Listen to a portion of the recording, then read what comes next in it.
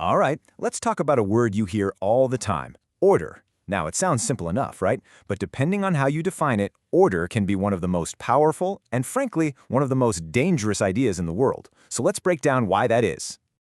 So, what does an orderly society really look like? It seems like a pretty simple question, but it turns out there are two totally different answers, and one of them leads to control and repression, while the other can be the foundation for real, lasting freedom. Okay, so let's start with the first way of thinking about this, which is, frankly, the most common and also the most dangerous one. This is the idea of order as a tool for control. I bet you've heard some version of this before, right? And look, on the surface, it sounds totally reasonable. Of course, you can't have complete chaos. There have to be some limits, but there's a huge logical trap hiding inside that very sensible-sounding sentence. And that trap leads to a really critical question. Who gets to decide? When someone says we have to limit freedom for the sake of order, who exactly gets to define what that order looks like? Because everything, and I mean everything, hinges on that answer. Because in the real world, if you just leave that word order all vague and undefined, it really only means one thing. Whoever's in power gets to make up the rules as they go. It's basically a blank check to say that any freedom they don't like, whether it's a protest, a news article, or just a new idea, is suddenly a threat to order and, whoops, gotta shut it down. And this isn't just a theory. You can see this playing out again and again, both in the past and right now.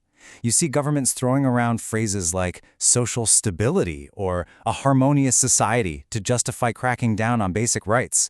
It's always the same playbook.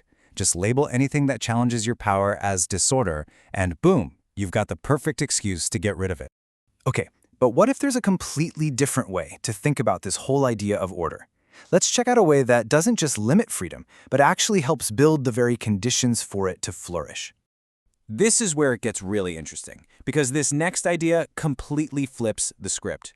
So the first way of thinking asks, okay, what freedoms do we have to take away to keep things in line?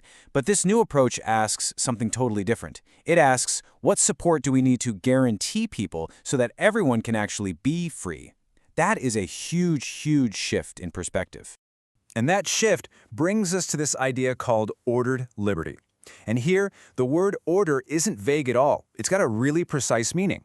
It means setting up society in a way that ensures every single person has the support, what we're calling accommodation, that they need to fully take part in social and economic life. See, it's not some fuzzy concept. It's a measurable goal. And get this, it actually limits what the government can do. Okay, so what does this accommodation actually look like in the real world?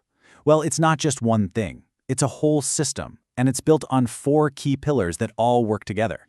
First up, you've got cognitive accommodation. This is all about teaching people how to think, not what to think.